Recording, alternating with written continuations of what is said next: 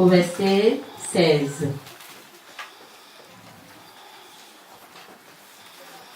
Puis je vis le ciel ouvert et voici parut un cheval blanc.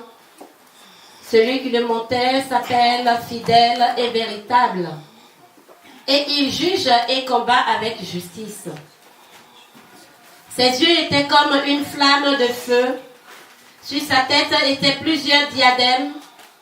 Il avait un nom écrit que personne ne connaît, si ce n'est lui-même. Et il était revêtu d'un vêtement teint de sang. Son nom est la parole de Dieu. Les armées qui sont dans le ciel le suivaient sur des chevaux blancs, revêtus d'un fainé blanc pur. De sa bouche sortait une épée aiguë pour frapper les nations.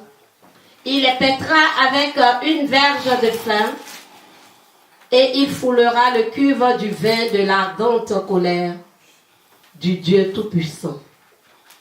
Il avait sur son vêtement et sur sa cuisse un nom écrit: Roi des rois et Seigneur des seigneurs. Amen. Amen.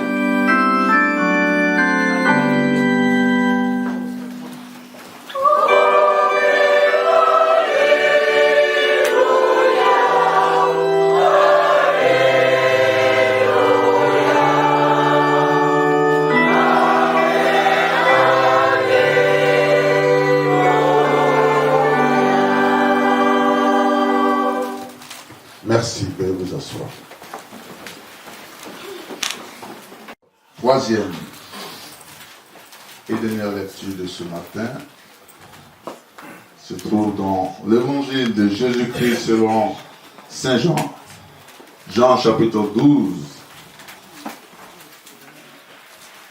Jean chapitre 12.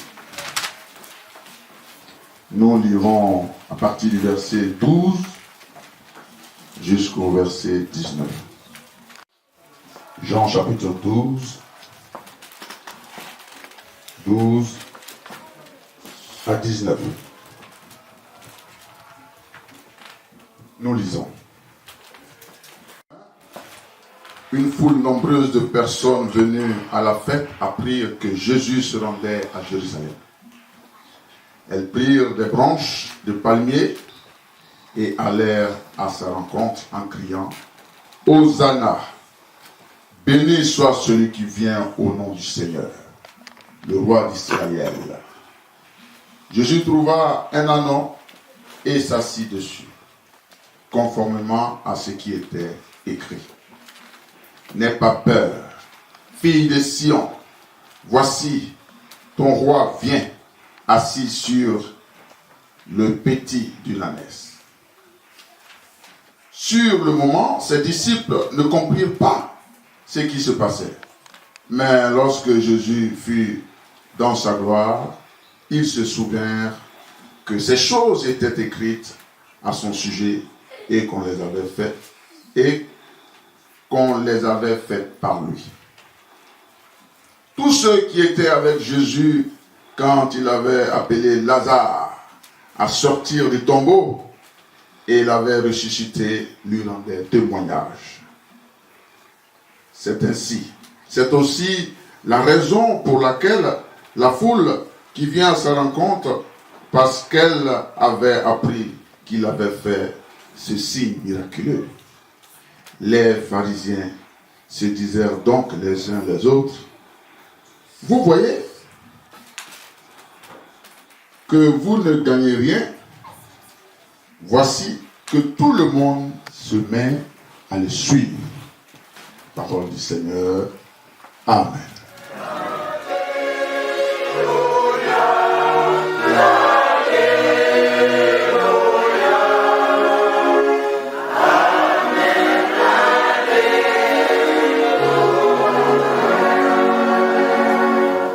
Gloire à Dieu.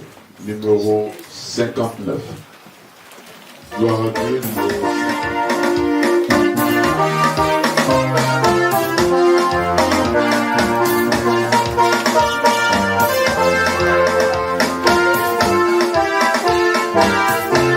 Ayez vos rames de palmier, branches de palmier,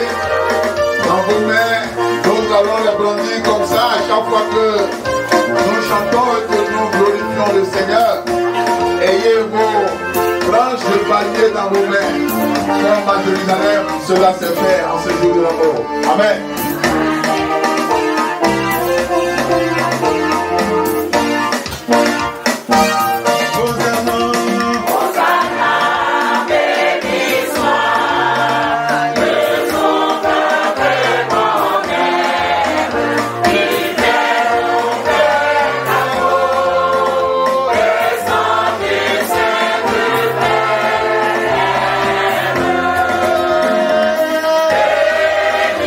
This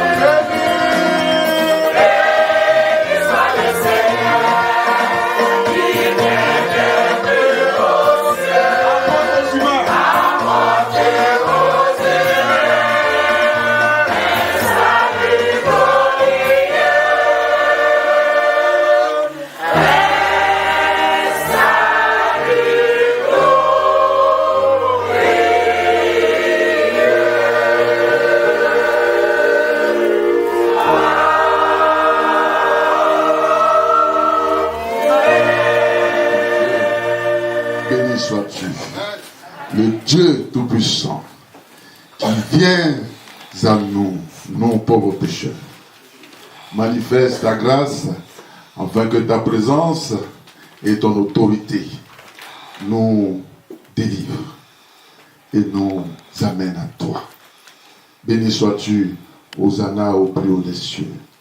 Que maintenant que nous allons dire ta parole, que ta miséricorde soit sur chaque personne ici présente. Que l'oreille qui écoute, l'oreille qui entend, soit accordée à chacun d'entre nous. Afin que l'ennemi qui distrait, l'ennemi qui indispose, l'ennemi qui apporte l'intention ailleurs, soit lié au nom puissant de Jésus-Christ de Nazareth, et que l'autorité de Dieu soit en paix dans cette salle.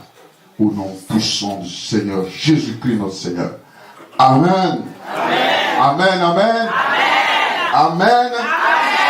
Veuillez vous asseoir, peuple de Dieu, dans la présence de notre Seigneur, de notre Père.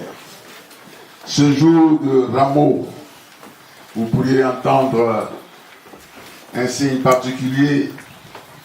Ça se dit, et quand on le dit, le peuple de Dieu doit répéter. Quand on dit le peuple de Dieu, je veux lire ce qui est écrit, parce que le peuple de Dieu ne va pas dire une partie et laisser une partie. Écrit, ici on dit, une foule immense allèrent à sa rencontre, des branches de palmiers à la main, en criant, Hosanna, béni soit celui qui vient au nom du Seigneur. Et quand je dis Hosanna, vous, pour nous commémorer ce moment, ne dites pas béni soit celui qui vient et que ça s'arrête là. Ajoutez au nom du Seigneur, parce que c'est ce qui est écrit. Au nom du Seigneur. Béni soit celui qui vient au nom du Seigneur. Amen. Amen. C'est ça qui est écrit. Donc quand dans ma prédication vous allez entendre Hosanna, ne vous faites pas devancer, dites béni soit celui qui vient au nom du Seigneur. Amen. Amen. Je vais essayer de voir si l'exercice est bien appris. Hosanna! Béni soit celui qui vient au nom du Seigneur. Voilà. Hosanna! Béni soit celui qui vient au nom du Seigneur. Hosanna! Béni soit celui qui vient au nom du Seigneur. Amen, amen, amen, amen, amen, amen, amen. Le Seigneur vous bénisse abondamment. Amen. Ce jour de Rameau, une situation à peu près simple qui s'est passée dans la ville de Jérusalem. Quand on a lu ce qui était écrit dans l'évangile de Jésus-Christ selon Saint Jean, une situation simple, mais qui est devenue une situation qui est commémorée encore aujourd'hui, parce que le Sauveur qui passait, il est d'autant plus puissant depuis le jour que ces choses se sont passées jusqu'à aujourd'hui. Il est encore puissant, il guérit, il sauve, il libère. Et celui qui met sa confiance en lui voit encore des miracles qu'il est encore capable de faire jusque par son nom seulement, le nom de Jésus-Christ seulement. J'ai dit seulement comme s'il y avait autre chose encore. Le nom de Jésus-Christ suffit.